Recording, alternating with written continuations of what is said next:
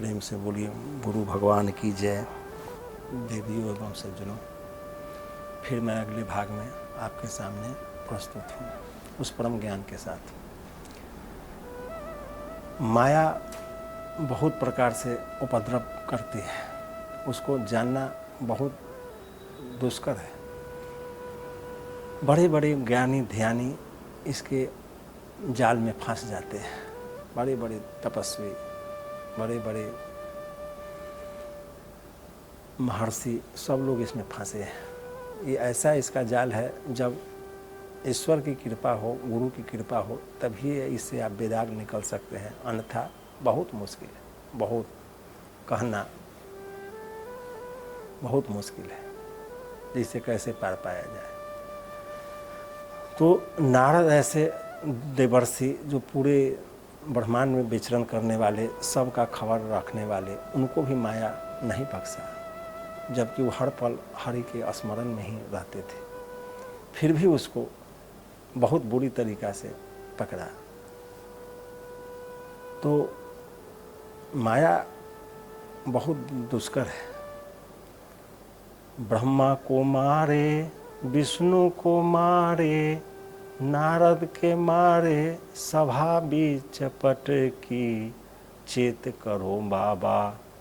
बिलैया मारे मटकी, चेत करो बाबा। ये किसी को नहीं छोड़ा, किसी को नहीं। तो एक बार नारद जी तपस्या कर रहे थे, तो देवराज इंद्र को पता चला। वो बेचैन हो गया बहुत ज़्यादा। उसको लगा कि मेरा पद लेने के लिए तपस्या कर रहा है। इंद्र का यह स्वभाव है, जो कोई भी आदमी तपस्या करता है तो उसको बहुत ज़्यादा भय हो जाता है, इसलिए कि बार बार उसका पद चला जाता है। इसलिए स्वाभाविक है, अपने पद की रक्षा के लिए वो हमेशा उतावला ही रहता है। तो नारद जी तपस्या कर रहे थे। इस बात की जानकारी इंद्र को लगा। इंद्र बेचैन हो गया। बेचैन बहुत ज़्यादा, देवताओं की मीटिंग बुलाई, सभा हुई, बैठक हुई। उसमें देवगुरु बृहस्पति भी थे।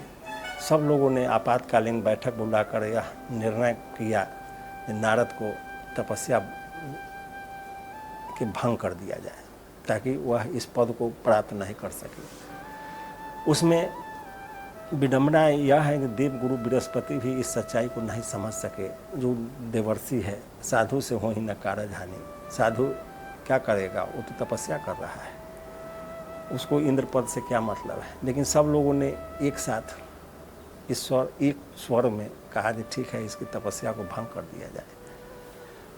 तो तुरंत स्वर की जितने अप्सराएं थी, मेनका, रंभा, उर्वशी, सबको उसके पीछे लगाया। कामदेव, रति जितना थे, सबको लगा दिया गया कि किसी तरह से उसका तपस्या भंग कर दिया जाए। और नारद के पीछे वो लोग चले गए।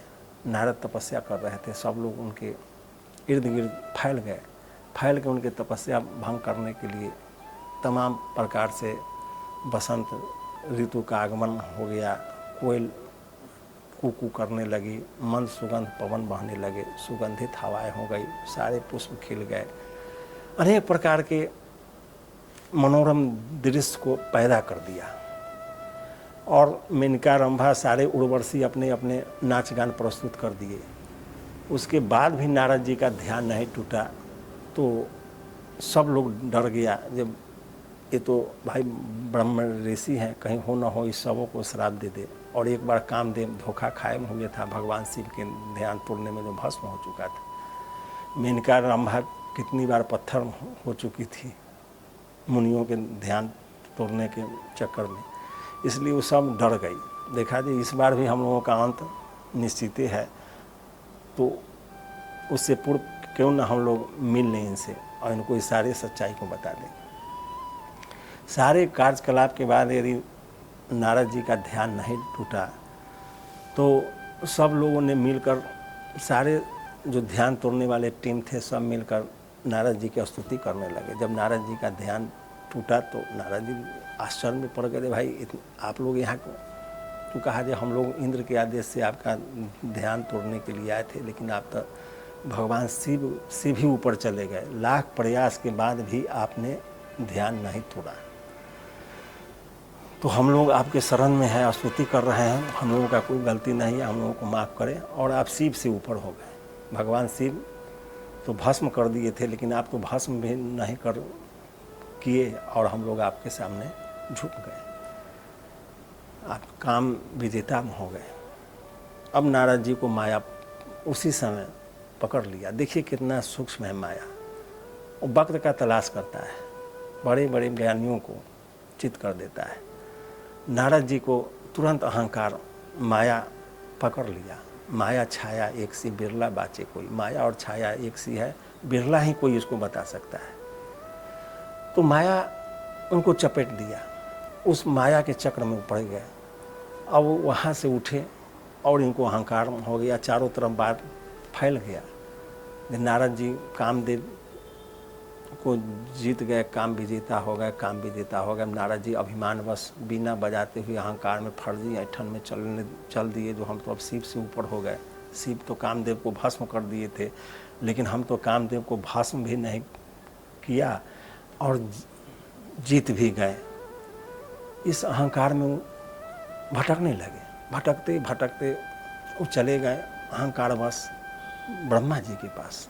ब्रह्मा जी के पास गए तो बोले, जब ब्रह्मा जी के दरबार में जाते हैं उन्होंने साष्टांग दंडवत करके बोला, उनके पिताजी थे ब्रह्मा जी, बोले कि ये हम काम पर विजय प्राप्त कर लिए। काम पर दो ही आदमी विजय प्राप्त किए, एक शिव और नहीं तो एक हम। तो ब्रह्मा जी समझ गए कि जो अब इसको ईश्वर की माया पकड़ चुका है, अब इसका सर्वनाश निश्चित है। इसलिए पिता के नाते ब्रह्मा जी ने बताया, जो यह बात हमको बताया, कम से कम यह बात भगवान शिव को मत बताना, नहीं तो फिर तुम फेरा में पड़ जाओगे। अभी तक फर्स्ट राउंड है, उसी में तुम अगवका गया, तुम बेचैन हो गया, एकदम अहंकार तुम्हारे माथा पर आ गया। इसलिए ये बात भगवान शिव से मत कहना। लेकिन नारद जी सोचे, जो है तो पिता, लेकिन इसका उम्र ज़्यादा हो गया, एकदम बूढ़े हो गए, इसलिए इनका बुद्धि नष्ट हो गया है, भ्रष्ट हो गया है, दुष्ट विचार है इनके पास, क्योंकि ये अपने बच्चे का विकास नहीं देखना चाह रहे हैं। तो नारद जी सोचे थे इनके मना करने से क्या होगा, जीते तो हम हैं। अहंकार बस भगवान शिव के पास गए। तो जब भगवान शिव के पास गए तो और इससे पहले जब जाते थे तो दरवाज़ा के बाहर से ही दंडवत करते हुए उनके पास जाते थे, जय हो भगवान भोलेनाथ की जय हो। लेकिन उस दिन उनके सर पर अहंकार चढ़ा हुआ था, माया उनको घेर चुका था बहुत बुरी तरीक़ा से, जो नारद जी के समझ ही नहीं आ रहा था कि हम कर क्या रहे हैं। माया का फेर था, छाया के समान उनको पूरे ग्रसित कर चुका था।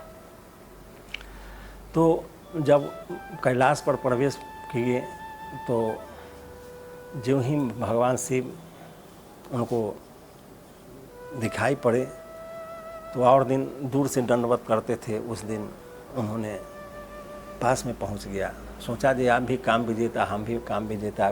कोई कलेक्टर दूसरे कलेक्टर को प्रणाम थोड़ी करता है, वो तो हाथ मिला लेता है, आपस में बराबरी का पद है।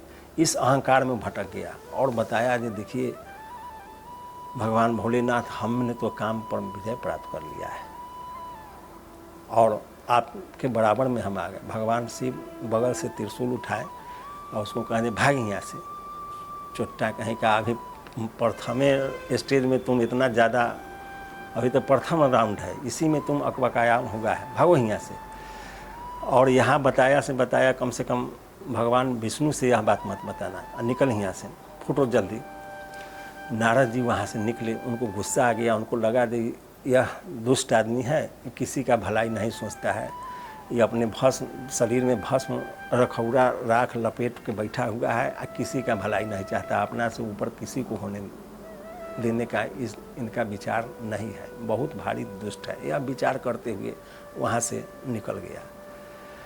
निकल के नारद जी वैकुंठ में चले गए, भगवान विष्णु के पास। भगवान विष्णु ने जब देखा तो समझ गए कि नारद जी किस रोग से ग्रसित है। जब वो बीमारी समझ गए कि नारद जी रोगग्रस्त हैं और दर दर भटक रहे हैं। माया ने इनको विशेष प्रकार से मारा है और इनका सर्वनाश निश्चित है। इसलिए भगवान विष्णु के अनन्य भक्त में से थे। इसलिए भगवान विष्णु ने कहा कि नारद बताइए क्या समस्या है।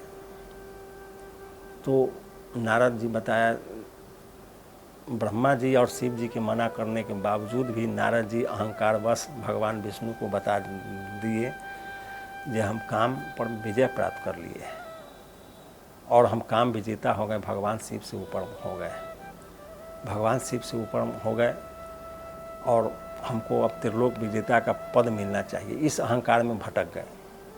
तो भगवान कहें जे भाई आपके नाम लेने से काम, क्रोध, लोभ, मोह, माया जनित सारे विकार नष्ट हो जाते हैं। आप काम जीत ही गए तो कौन बड़ा बात की है, आपके लिए कोई बड़ा बात नहीं है। आपके नाम लेने से सब कुछ समाप्त हो जाता है। तो नारद जी समझ गए कि अब विष्णु भगवान मेरा बात मान गए। वहाँ से फिर नारद जी बीना बजाते हुए निकल पड़े। भगवान विष्णु समझ गए कि नारद अब माया के पूर्ण रूप से माया के अधीन हो चुका है और इसका सर्वनाश निश्चित है, इसका अमंगल होना ही होना है। तो भगवान विष्णु के दरबार से चलने के बाद नारद जी जब वहाँ से निकले तो एक बहुत माया नगरी, बहुत विकराल, बहुत सुंदर माया नगरी उनको दिखाई पड़ा। ये आज तक नारद जी के संज्ञान में ही नहीं था कि कितना बड़ा नगरी है। इस नगरी के बारे में फिर मैं अगले एपिसोड में, अगले भाग में आपको बताऊंगा। तब तक आप इंतज़ार कीजिए। जय गुरुदेव।